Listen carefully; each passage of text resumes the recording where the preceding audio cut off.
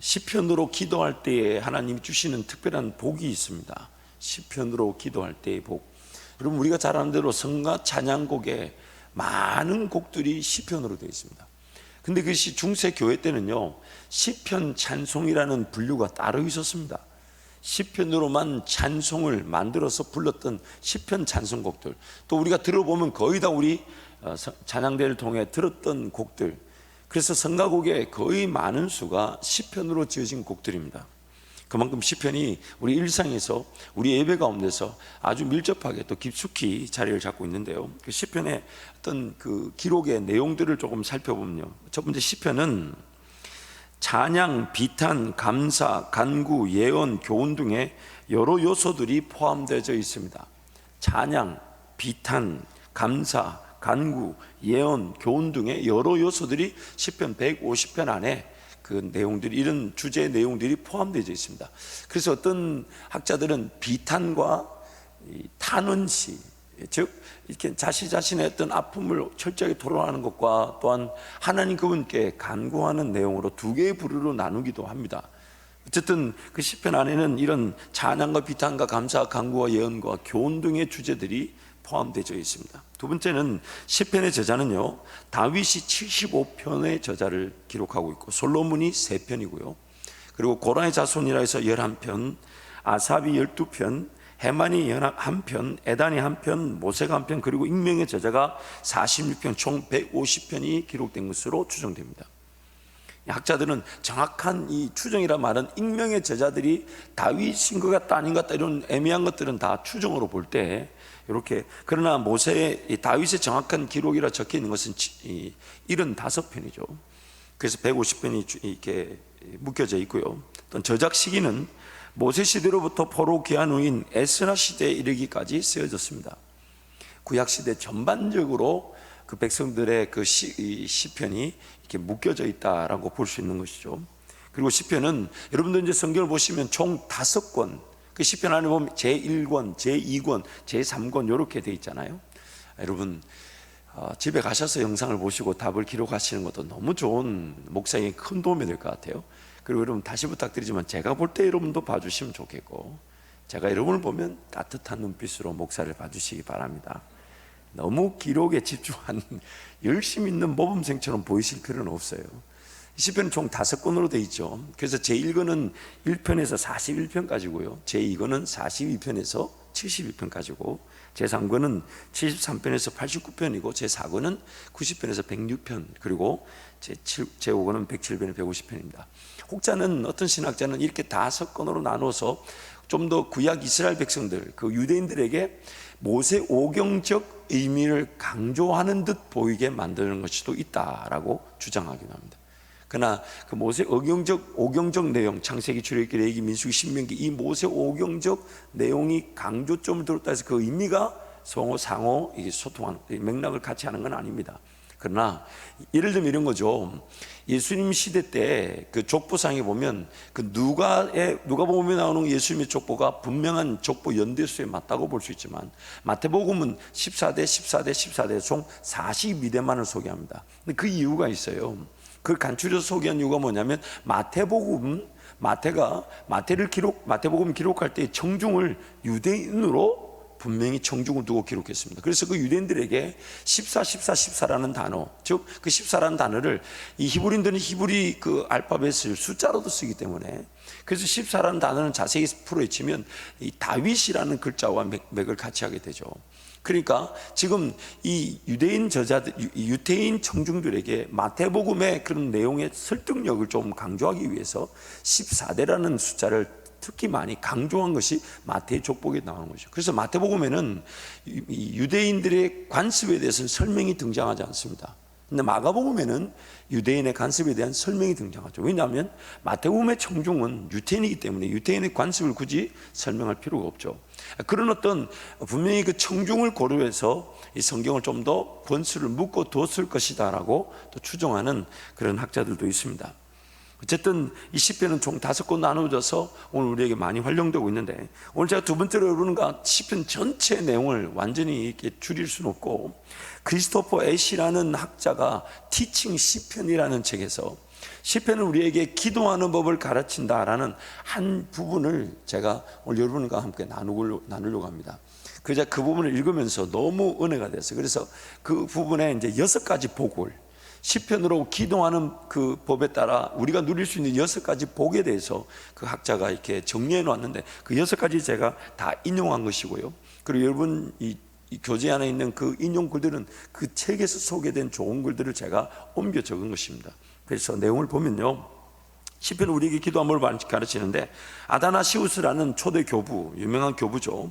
이단 그 펠라기우스 학파든 이런 예수님의 신성을 부인했던 자들을 대적해서 그 신조를 만들어내고 교회를 지켰던 이 교부로 유명합니다. 아다나시우스의 시편 주석에, 시편은 성경에서 독특한 위치를 갖는다.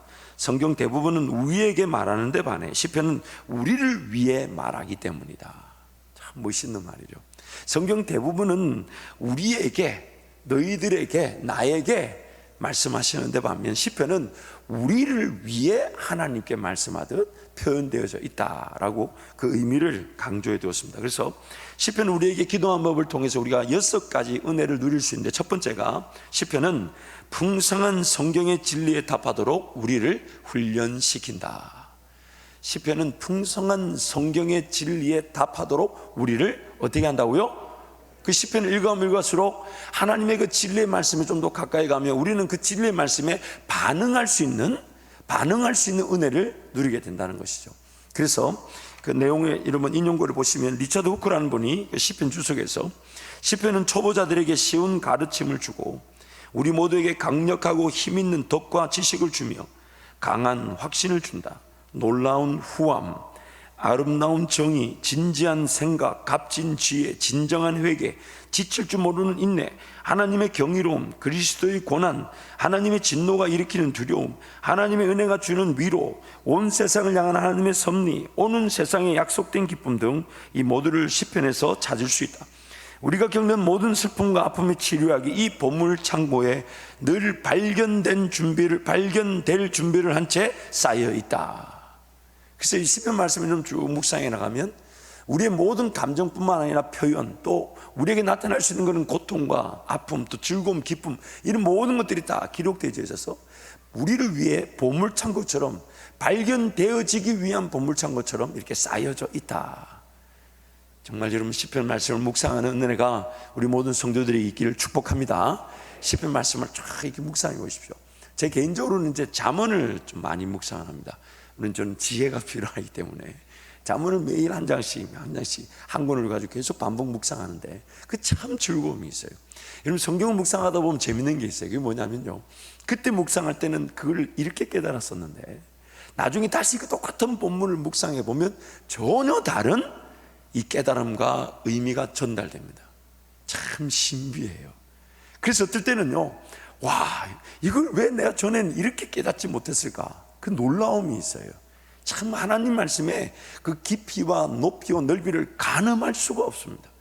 물론 이 성경책 한 권 안에 하나님의 모든 지혜가 다 담겨져 있을 것이지만, 그러나 함축되어져 있고 은유되어져 있고 압축되어져 있는 이 말씀의 이 깊이와 넓이와 높이는 우리 평생을 묵상해도 감히 다 이해하지 못할 것이에요. 얼마나 감사한지 모릅니다. 이 하나님의 신비입니다. 이 한 권 안에 그 모든 지혜가 다 담겨져 있다는 거예요. 같은 본문인데도 분명히 읽었는데도 다시 읽으면 여러분 그 굉장한 기쁨이 있습니다. 그래서 여러분 특히 이 시편 말씀의 그 놀라운 그 은혜가 우리 모든 성도들에게 풍성하게 누려지기를 축복합니다. 두 번째, 시편을 기도하는 법, 우리에게 주시는 복은 삶의 모든 순간에 기도하도록 사람을 원만하게 빚는다. 삶의 모든 순간에 기도할 수 있도록, 즉 시편을 묵상할수록 어떤 순간이든지 간에 우리가 기도할 수 있는 사람으로 빚어진다는 것입니다. 그래서 존 칼빈의 시편 주석의 글을 인용하면 시편은 영혼의 모든 부분에 대한 해부라고 볼 수 있다. 이 표현 멋있죠? 영혼의 모든 부분에 대한 해부. 여러분 글이 인용될 때마다 너무 학교 공부한다 이런 편견을 가지시면 안 돼요. 여러분 굉장한, 이 얼마나 그 짧은 말 안에 그 우리의 그런 어떤 심령을 깨우칠 수 있는 도움의 말들이 있습니까? 너무 좋지 않아요? 여러분 목사가 이러면 여러분도 이런 게 나와야 되는데 아니 목사는 은혜 받아가지고 막 좋다고요. 저는 이 준비하면서 그 책을 이게 시편 말씀을 준비하면서 참고로 주일 저녁에는 우리가 바이블 타임 읽어나가기 때문에 그 성경권을 한번 이렇게 전반적인 내용을 한번 살펴보는 이렇게 말씀으로 제가 준비해 가고 있는데요. 이 시편은 영혼의 모든 부분에 대한 해부라고 볼 수 있다. 사람이 느낄 수 있는 모든 감정이 거울에 비치듯 여기에 나타나 있기 때문이다. 또는 오히려 성령께서 모든 비탄과 슬픔, 두려움과 의심, 희망과 염려, 당혹스러움 등 간단히 사람의 마음을 휘젓고 산만하게 하는 모든 감정이 시편에서 살아나게 하셨기 때문이다. 결국 우리가 시편을 가까이 할 때에 어떤 순간이든 내 감정 혹은 내 생각, 내 느낌, 내가 접하는 모든 어떤 환경이든지 간에 다양한 삶의 현장에서 기도하는 법으로 우리를 가르쳐 준다는 거죠. 우리가 기도할 수 있는 사람으로 빚어지게 만들어 준다는 거예요. 또한 시편을 통한 우리가 누릴 수 있는 기도하는 은혜, 또 기도하는 복은 인간의 무질서한 감정을 하나님의 선한 질서에 맞게 다시 빚는다. 여러분 알다시피 내 감정, 내 느낌 믿을만해요? 믿어서는 안 돼요. 내 감정, 느낌 믿어야 돼요? 믿어서는 안 돼요. 일단 안 믿는 게 안전합니다. 일단 안 믿는 게 안전해요. 하나님께 묻는 거죠. 물론요, 이 믿고 안 믿고의 문제도 감정이나 느낌이 나에게 평안과 위로를 줄 때는 이런 고민하지 않아요. 그렇죠? 평안과 위로를 줄 때는 이미 받아들여졌기 때문에 믿어야 되지 말아야 되지 이런 고민하지 않아요. 그러나 사람의 감정과 느낌은 정말 믿어서는 안 됩니다. 얼마나 우리가 마귀에게 미혹되기 쉬운지요. 가장 미혹되기 쉬운 부분이 바로 마귀가 던지는 느낌과 감정과 생각이에요. 가룟 유다가 얼마나 그것이 미혹되었으면 예수를 팔아라는 그 생각을 덥석 부여잡았다고 얘기하지 않습니까? 그래서 우리의 감정, 느낌, 혼란이 이만저만이 아닙니다. 이랬다가 저랬다가 춤을 췄다가 울었다가 힘들었다가 기뻤다가 어느 장단에 맞춰야 될지 몰라요. 그럴 때 이 시편 말씀을 읽으면 우리 혼란스러웠던 그런 감정들이 다시금 정리정돈이 된다는 것입니다. 이 시편의 기자처럼 나도 그런 것 같다. 나도 그런 것 같다.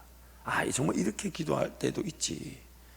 결국 내가 하나님의 그런 선한 질서에 맞춰서 빚어질 수 있는 기회가 바로 시편에서 주어질 수 있다는 것이죠. 그래서 크리스토퍼 애쉬의 티칭 시편에서 시편은 우리가 기도하도록 훈련시킬 뿐 아니라 우리 애정과 미움을 조금씩 다시 빚어 우리가 마땅히 사랑해야 할 것을 사랑하고 마땅히 미워해야 할 것을 미워하게 된다.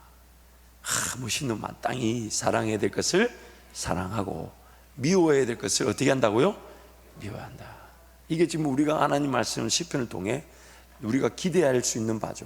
하나님 한번 따라할까요? 하나님 사랑해야 할 것을 사랑하고 미워해야 될 것을 미워하게 하소서. 참 멋있는 표현이죠. 참 멋있는 표현이죠. 사랑해야 될 것을 사랑하고. 그런데 우리는 자꾸만 바꾸어서 하면 큰일 나죠. 그렇죠? 사랑해야 될 것을 미워하고 미워해야 될 것을 사랑하고. 참 너무 안타까운 일이에요. 그래서 시편 말씀을 통해서 그런 무질서한 감정들이 선한 질서에 따라 빚어지는 은혜를 누리시길 축복합니다.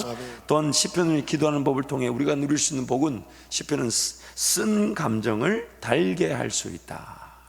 쓴 감정을 달게 할 수 있다. 그래서 장 칼빈의 시편 주석에 보면 시편은 무엇보다도 십자가를 지도록 우리를 가르치고 훈련한다. 우리의 본성에다 가장 쓰고 가혹한 고통이 그분에게서 나오기 때문에 우리에게 달게 된다. 우리의 본성이 시편 말씀 묵상할 때 십자가의 그런 고통, 그 은혜를 우리가 느낄 때마다 내 고통, 내 이것보다 예수님의 고통을 더 기억하게 됨으로써 우리의 쓴 감정이 달게 바뀌어지게 된다는 것입니다. 또한 다섯 번째, 시편은 특이하거나 개인주의적인 경건을 바로잡는다. 이 번역이 조금 부드럽게 됐는데 이 뭐냐면 별나거나 이기주의적인 감정을 바로잡는다는 뜻이에요. 그래서 제가 그 글을 인용한 게 뭐냐면요, 당신이 시편을 읽을 때마다, 시편을 노래하거나 기도할 때마다 시대를 초월해 충성스러운 증인들의 거대한 무리와 더불어 기도하고 노래하며 읽고 있다. 당신이 하는 바는 이전에 수천 번, 심지어 수백만 번 했던 말이다. 당신이 읽거나 노래하거나 기도할 때 당신의 오른쪽에 모세와 미리암이 서 있고 당신의 앞쪽에 다윗과 솔로몬이 무릎을 꿇고 있으며 당신의 뒤쪽에서 히에로니무스와 아우구스티누스, 루터와 칼뱅을 비롯해 많은 사람의 목소리가 들린다. 이게 무슨 뜻이냐면요, 시편 말씀을 읽어 나와 보면 오늘 시편 말씀을 통해 우리는 개인주의적인, 즉 나만 잘 되면 되고 나만 은혜를 받으면 된다는 생각을 벗어나 공동체 안에 들어가게 된다는 겁니다. 교회를 함께 이루어가게 된다는 거예요. 그리고 그 교회 공동체는 지금 이 눈에 보이는 우리 함께 있는 이 교회 공동체를 말하는 것뿐만 아닌 그동안 시편을 묵상하고 읽어왔던 모든 하나님의 사람들과 함께 무리를 이루어갈 수 있다는 것입니다. 그래서 유변을 하고 이기주의적인 그런 생각을 벗어버리고 교회 공동체 중심의 삶, 또한 그 공동체 안에서 영양분을 공급받고 영양분을 흘려보내는 예수 그리스도의 몸된 교회 안에서의 지체로서의 그 분명한 위치와 역할과 사명을 다시금 재확인하게 되고 더 깊이 뿌리를 내려 함께 자라고 함께 열매를 맺는 그 은혜를 이 시편을 통해 누릴 수가 있다는 것이죠. 마지막 6번째는 시편은 우리와 하나님의 관계를 어떻게 한다고요? 따뜻하게 한다. 따뜻하게 한다. 물론 비단 시편뿐만은 아니겠지만은 특히 시편은 하나님 말씀이 우리에게 말씀하셨는데 시편은 우리를 위해 하나님께 말씀한 표현이라 하니까 사실 우리 편에서 이해되지 않고 어렵고 힘든 거 이 모든 것이 다 기록되어 있다는 거예요. 그래서 그걸 온전히 올려드리다 보니까 사실 이런 거 있잖아요. 힘들 때 내 힘든 건 누구한테 말하기라도 해도 속이 조금 후련하고 나아지듯이 하나님께 온전히 솔직하게 다 고백할 수 있는 그런 내용들, 그게 바로 시편이라는 거죠. 그래서 그 시편의 말씀을 묵상할 때마다 내가 하나님과의 관계가 어떻게 되신다고요? 따뜻해진다. 여러분, 하나님을 느끼고 싶으면요, 특히 이 시편 말씀을 깊이 묵상해 가보십시오. 깊이 조금씩 하루에 한 장씩. 욕심 부리지 마시고 하루에 몇 장요? 한 장 해봐야 몇 분 걸릴까요? 2, 3분 걸리지 않아요. 시편 말씀을 요즘 스마트폰으로 얼마나 좋습니까? 그렇죠? 제가 앱을 찾아보니까 시편을 하루에 한 편씩 띄워주는 앱도 미국에는 있더라고요. 그래서 시편을 묵상해 가보십시오. 물론 또 그러다가 또 109편 만나면 조금 시간이 걸리긴 합니다. 좀 걸리긴 하지만 그러나 그 시편 말씀 끊어서 읽어 가보는 거죠. 그럴 때 우리가 따뜻한 내 형편, 내 생각, 내 연약함, 내 부족함 이런 것들이 함께 헤아려지는 것 같고 하나님이 만져주시는 것 같은 그런 은혜를 우리가 누리게 될 것입니다. 그래서 존 칼빈의 시편 주석에 보면 분명히 지금 우리가 크게 부끄럽고 혼란스러울 만큼 신자들의 기도가 너무 차갑다. 시편은 우리를 자극해 우리 마음이 하나님을 향해 일어나게 할 수 있고 우리가 하나님의 이름을 부를 뿐 아니라 그 이름의 영광을 찬양하며 높이려는 열정을 불러일으킬 수 있다. 이런 거죠. 여러분, 대화를 해보면요, 한 사람만 쫙 얘기하고 가면 그 사람만 뜨겁지 듣는 사람 별로 안 뜨겁죠. 그렇죠? 같이 말할 때 재밌는 일이 일어나죠. 환경과 공기가 뜨거워지기 시작합니다. 서로가 듣고 서로가 함께 말할 때, 시편을 통해 하나님과 소통할 때 그 환경 자체가 따뜻해지는 거예요. 하나님 그분의 품 안에 거하는 것 같고 그분이 나를 안아주시는 것 같고 그런 은혜가 이 시편을 통해 누려질 수 있다는 것입니다. 우리가 여러분 주일날 교동문을 선포하고 있는데 교동문의 거의 90%가 시편입니다. 그만큼 그 시편의 내용들이 우리가 하나님 앞에 우리 자신들을 고백할 수 있는 그 귀한 그 기록들이 되는 것이죠. 그래서 이런 시편 우리에게 기도하는 법을 가르치는데 이 기도하는 법을 통해 여러분 그런 기도하는 법을 통한 그 복들을 여러분들이 누리시기를 축복합니다. 세 번째는 오늘 이 84편에 대한 말씀을 좀 함께 묵상해 보려고 합니다. 제 개인적으로 여러분도 그런 거 하나씩 정해놓으면 좋을 것 같아요. 참고로 저는 성경의 6장 12절은 다 찾아보고 굉장히 깊이 묵상합니다. 이미 여러분이 그 이유를 잘 알고 계시리라 믿습니다. 모르시는 분들은 회개하시길 바라고 죄송합니다. 왜냐하면 자기 생일에 맞춰서 성경을 한번 찾아보는 것도 괜찮잖아요. 특히 고린도전서 6장 12절은 제 생일에 걸맞는 위대한 말씀. 좀 말이 좀 표현이 죄송한데 어쨌든 제 생일이 거기에 걸맞았는지는 잘 모르겠지만 그럼 여러분 생일에 한번 맞는 성경을 한번 쭉 한번 묵상해 보는 것도 좋지 않을까요? 특히 시편 150편 가운데 여러분 어느 시편이 제일 좋은 것 같아요? 여러분한테요. 아마 있으실 거예요. 그렇죠? 그래서 저도 제에게는 이 84편, 특히 10절 말씀이 제게는 제일 은혜 있는 말씀입니다. 제일 제가 사모하고, 저는 그래서 제 모든 기도 제목의 최고봉은 이 시편 84편 10절입니다. 하나님의 전에 항상 머물게 하여 주십시오. 하나님의 전에. 영어로 보면 이렇게 Better is one day. Better is one day. 그래서 항상 이 시편, 이 84편 10절 말씀이 제 기도 제목입니다. 하나님, 철저하게 주의 전에 거하는, 왜냐하면 주의 안에 거하기만 하면, 하나님 그분 품 안에 거하기만 하면, 예수 그리스도 그분의 나무에 가지로서 붙어있듯 그 뿌리를 내리듯 그분 안에, 너희가 내 안에 거하고 내 말이 너희 안에 거하면 무엇인지 내게 구하라, 내가 시행하리라. 주의 전 안에만 있기만 하면요, 하나님이 모든 걸 다 이루어 주시는 거예요.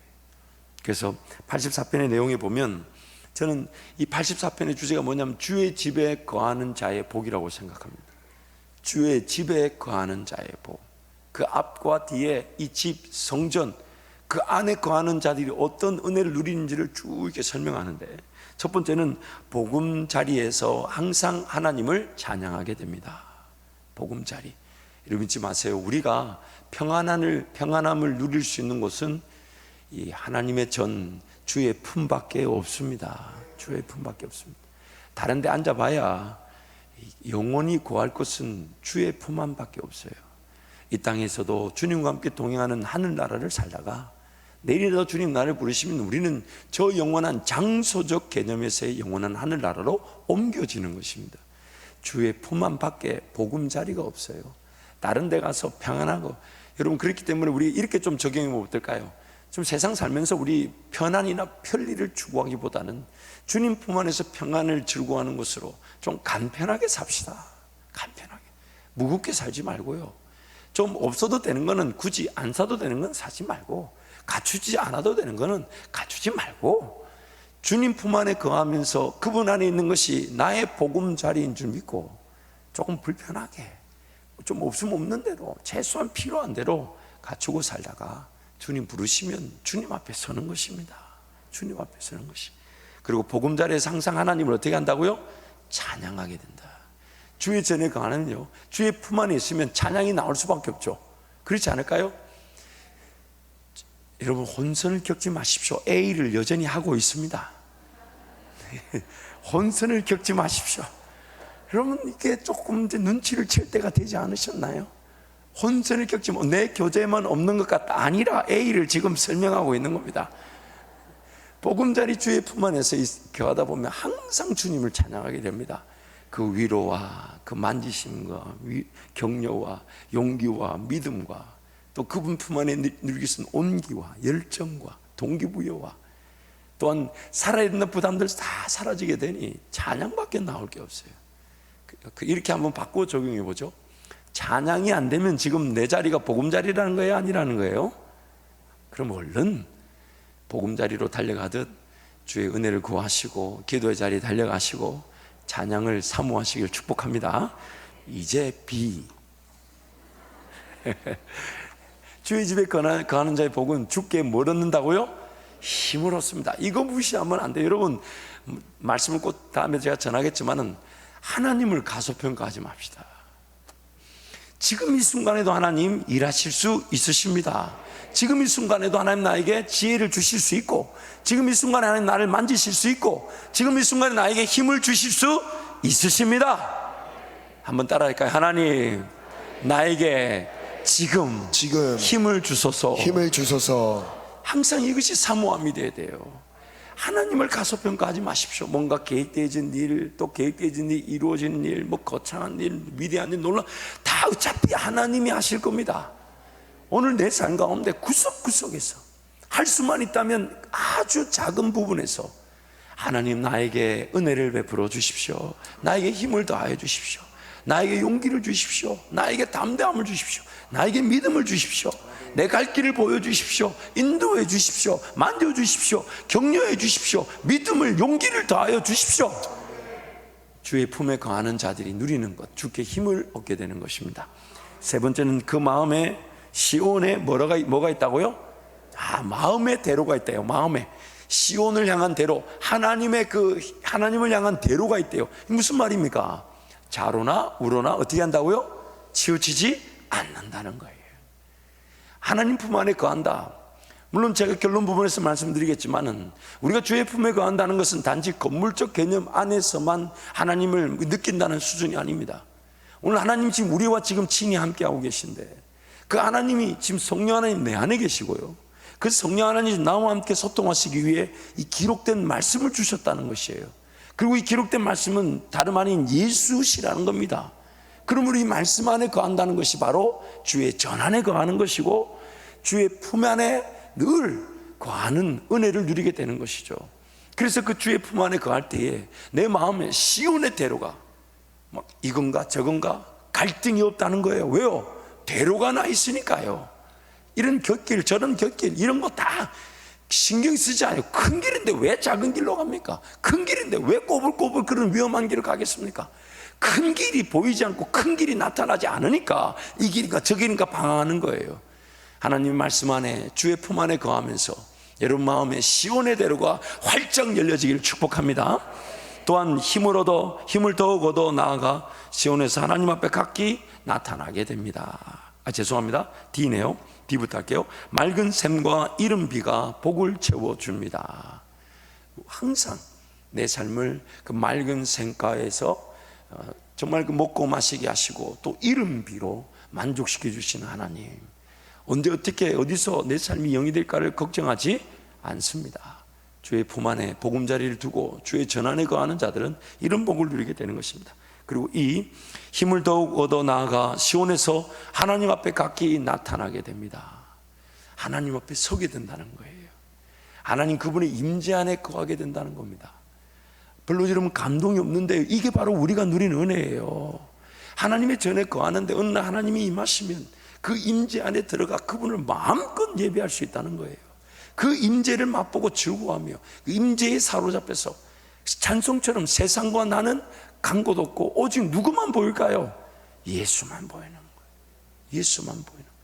주의 전에 거하는 자들이 이런 복을 누리게 될 줄 믿습니다. 또한 하나님께서 뭐가 되어 주신다고요? 방패가 되어 탁 이렇게 막아주시는, 이렇게 막아주시는, 마치 독수리 날개로 닭이 자기 알을 품듯이 주의 전에 거하는 자들이 이렇게 막아주시는 거예요. 막아줘. 하나님이 나를 방패로, 하나님께서 나의 방패가 되어주시.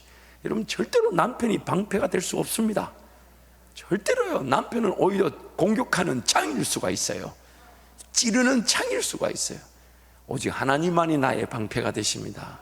하나님만이 나의 보호자 되시고 하나님만이 나의 인도자가 되시는데, 주의 집에 거하는 자들에게 이런 복이 임하는 것입니다. 또한 하나님께서 은혜와 뭘 주신다고요? 영화를 주십니다. 하나님을 기뻐할 것들을 만나게 하신다는 거예요. 하나님께 영광이 될 기회들을 만나게 하신다는 거예요.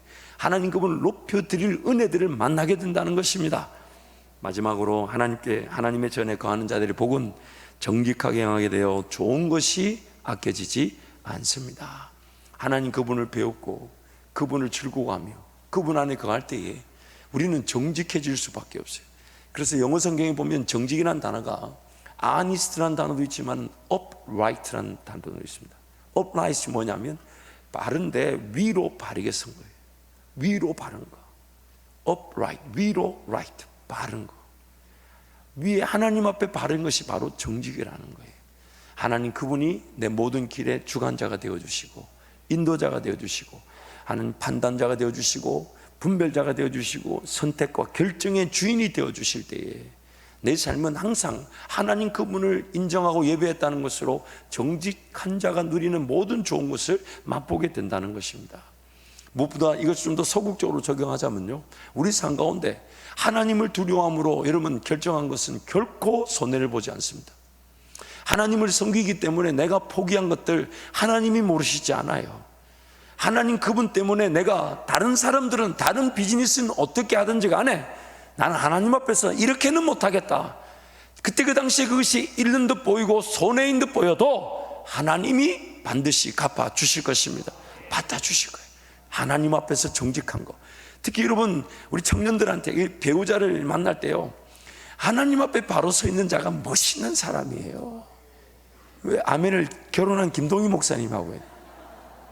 물론 이제 뭐 지금 결혼한 배우자의 느낌은 좋지만 잊지 마세요, 여러분.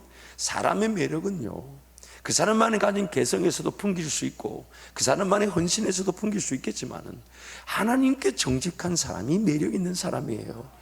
왜냐하면 피조물들이 고대하는 바라고 분명히 로마서 8장에 나오지 않습니까?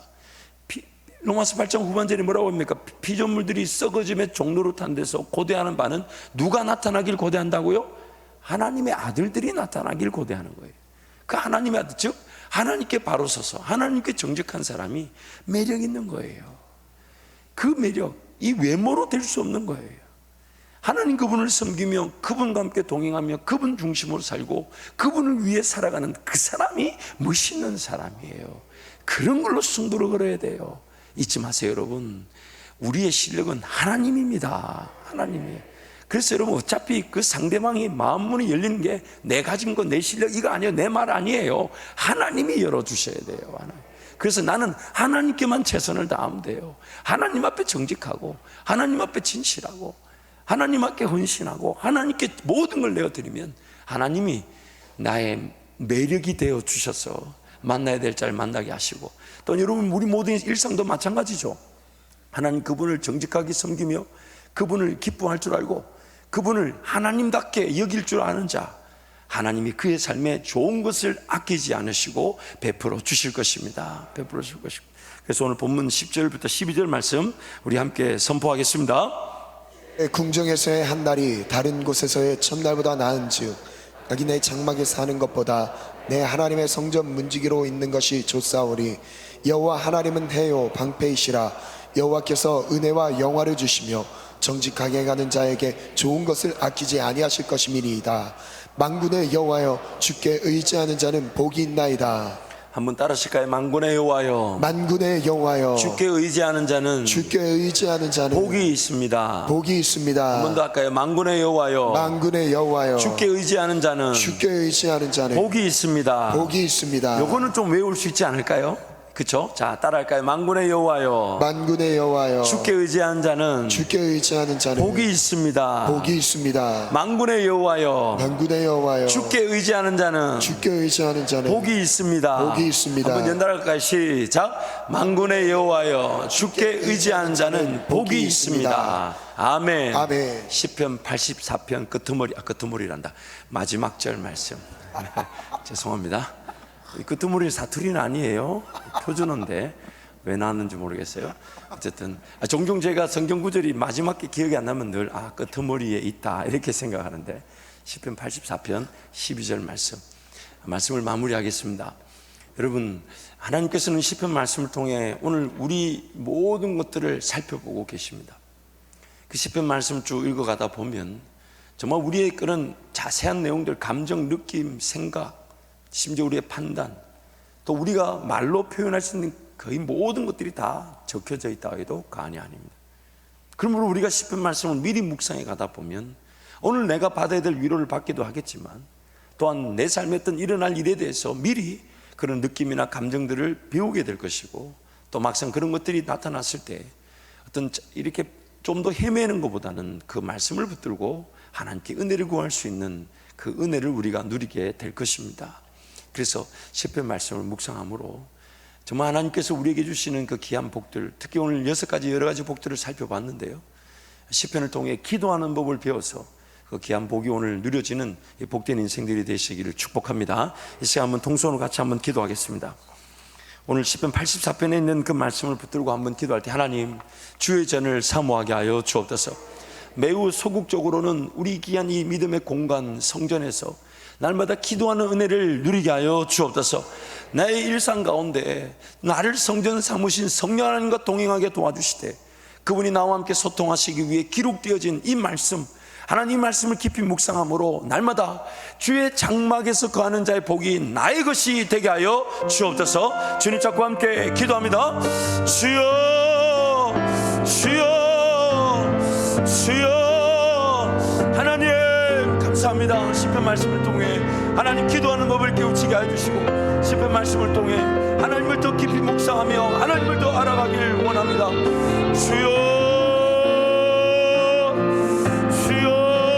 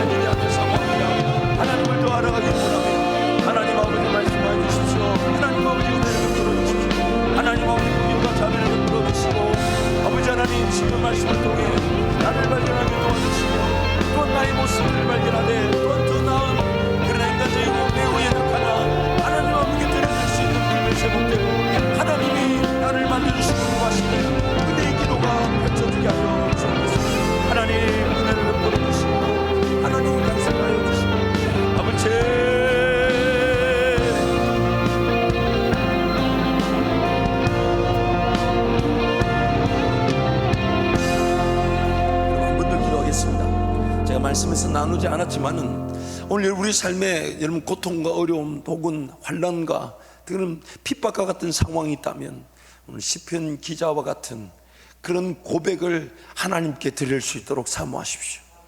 단순히 그 고통과 고난이 지나가는 것이 아니라 유익을 얻어야 되는 것인데, 그 유익이야 지나간 다음에 하나님 나에게 주실 수도 있겠지만은 하나님 이 고통과 고난 속에서도 시편에 있는 그 여러 저자들이 하나님께 그 고통과 고난 속에서도 그 하나님을 찬양하고 올려드리며 하나님께 모든 걸 토로하였던 것처럼, 저도 제 삶의 자리에서 하나님을 토로하듯 시편처럼 하나님을 기뻐하며 즐거워하며 하나님을 고백하는 자 되게 하여 주옵소서. 어렵다는 자리에만 머물러 있지 않게 해 주십시오. 주저앉아 있기만 하지 않게 도와주시고, 시편의 그런 기록들처럼 하나님을 기억하여 하나님께 토로하고 하나님께 맡겨드리고 하나님께 간구하고 하나님께 따져 묻지만 은혜를 사모하는 그런 고백, 그런 아름다운 찬양, 시편의 고백이 나의 고백이 되게 하여 주옵소서. 주님 잡고 함께 기도합니다. 주여